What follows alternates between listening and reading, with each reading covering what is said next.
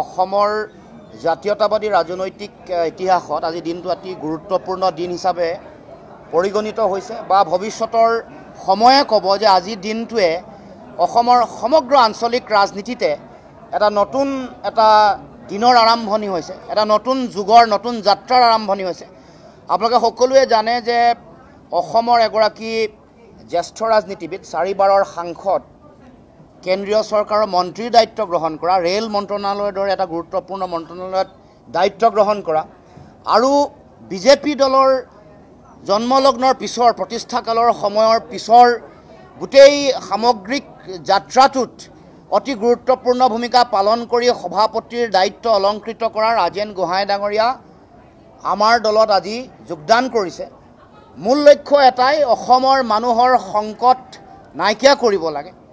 যিবোৰ ভয়াৱহতা আহিছে, যিবোৰ ধৰণৰ আক্ৰমণ চলিছে, বিশেষকৈ মাটি ভেটিত, আমাৰ সম্পদ উদ্যোগ প্ৰতিষ্ঠানত, আমাৰ ভাষা কৃষ্টি সংস্কৃতিত আৰু ৰাজনৈতিক অধিকাৰ কাঢ়ি লৈ যাব বিচৰা যি ধৰণৰ কূট কৌশল, তাৰ বিৰুদ্ধে যুঁজিবলৈ আঞ্চলিক শক্তিয়ে মূল আধাৰ হ'ব পাৰে।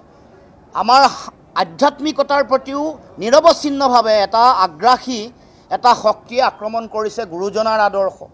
আমাৰ স্বৰ্গদেউ চাওলুং চুকাফাৰ আদৰ্শৰ প্ৰতিও প্ৰতিনিয়ত প্ৰতি মুহূৰ্তত আঘাত সানিবলৈ বিভিন্ন শক্তিয়ে কূট কৌশল ৰচনা কৰিছে। গতিকে তেনে প্ৰেক্ষাপটত আগন্তুক দিনসমূহত কেনেকৈ আমি আগবাঢ়ি যাব পাৰোঁ, কেনেকৈ জাতীয়তাবাদ বা আঞ্চলিকতাবাদৰ ভেটি শক্তিশালী আৰু সুদৃঢ় কৰিব পাৰোঁ, তাৰ কাৰণে ৰাজেন গোহাঁই ডাঙৰীয়াৰ যিটো চিন্তা, বিগত সময়ছোৱাত বিজেপিয়ে যেনেকুৱা ধৰণৰ ভয়াৱহ ৰাজনীতি কৰিছে, তাৰ বিপৰীতে অসমৰ মানুহৰ সুৰক্ষিত ভৱিষ্যতৰ কাৰণে, ভাষা কৃষ্টি সংস্কৃতি ৰক্ষাৰ কাৰণে অসম জাতীয় পৰিষদৰ এই ধাৰাটোক, এই আদৰ্শক, এই যাত্ৰাক অধিক গতিশীল কৰিবৰ কাৰণে আজি আমাৰ দলত আহি যোগদান কৰিছেহি।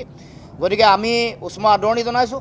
আশা ৰাখিছোঁ অহা 26ৰ নিৰ্বাচনত এই ধাৰাৰ যিটো আৰম্ভণি শক্তিশালী ৰূপত প্ৰতিফলিত হ'ব আৰু এই আৰম্ভণি, আজিৰ পৰা খেল আৰম্ভ হৈছে, আজিৰ পৰা যাত্ৰা আৰম্ভ হৈছে আৰু ইয়াৰ যিটো আজি সৃষ্টি হোৱা যিটো ভূমিকম্পৰ অভিকেন্দ্ৰ আজি, ই পৰৱৰ্তী দিনসমূহত অসমৰ বিভিন্ন প্ৰান্তত ইয়াৰ যিটো প্ৰভাৱ সকলোৱে আপোনালোকে দেখিবলৈ পাব, প্ৰাবল্যতা দেখিবলৈ পাব, প্ৰভাৱ দেখিবলৈ পাব। গতিকে মই দলৰ পবিত্ৰ মজিয়ালে ৰাজেন গোহাঁই ডাঙৰীয়া, তেখেতৰ লগত অহা কেইবাগৰাকীও নেতা, ৰাজকুমাৰ চেতিয়া, ডক্টৰ সিদ্ধাৰ্থ শৰ্মা, জলিল আহমেদকে প্ৰমুখ কৰি সকলো নেতা কৰ্মকৰ্তা, বিভিন্ন বিষয়ববীয়া কৰ্মকৰ্তাক দলৰ পবিত্ৰ মজিয়ালে উষ্ম আদৰণি জনাইছোঁ।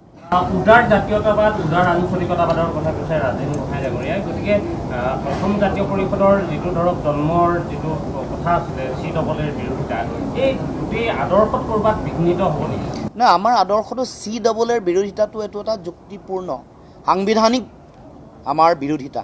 আৰু জন্মলগ্নৰ সময়ত আপোনালোকে দলৰ সভাপতিৰ ভাষণ চাব, আমি ইনক্লুচিভ জাতীয়তাবাদৰ কথা কৈছোঁ, য'ত সংকীৰ্ণতা নাই, বিশালতা আছে। ভূপেন হাজৰিকাই কোৱা, আমাৰ মহাপুৰুষ শ্ৰীমন্ত শংকৰদেৱে কোৱা যিটো আদৰ্শ, সেই আদৰ্শৰ আধাৰতহে অসমীয়া জাতীয়তাবাদ গঢ় লৈ উঠিছে।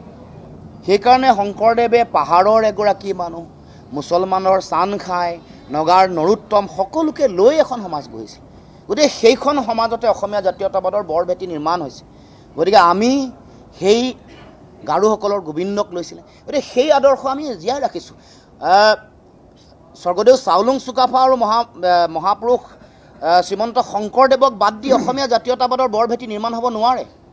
ভূপেন হাজৰিকাই দিয়া যি মাৰ্গদৰ্শন আৰু দিগদৰ্শনক বাদ দি অসমীয়া জাতীয়তাবাদ কেতিয়াও সম্পূৰ্ণ হ'ব নোৱাৰে। সেইকাৰণে অসমৰ মাটিত জ্যোতিপ্ৰসাদ, হেমাংগ বিশ্বাস, ছবিলাল উপাধ্যায়, ছৈয়দ আব্দুল মাল্লিক, এইসকলৰ যিটো তেওঁলোকৰ যিটো দৃষ্টিভংগী, তেওঁলোকৰ আদৰ্শৰ যিটো মহানতা আৰু বিশালতা, সেইটোৱেই সমগ্ৰ অসমৰ সমাজ জীৱনক আচ্ছন্ন কৰি ৰাখিছে। গতিকে আমি কেতিয়াও আমাৰ আদৰ্শ, সেই আদৰ্শটো আমি স্থিতি আগৰ পৰাই আছোঁ। ইনক্লুচিভ জাতীয়তাবাদৰ কথা কৈছোঁ।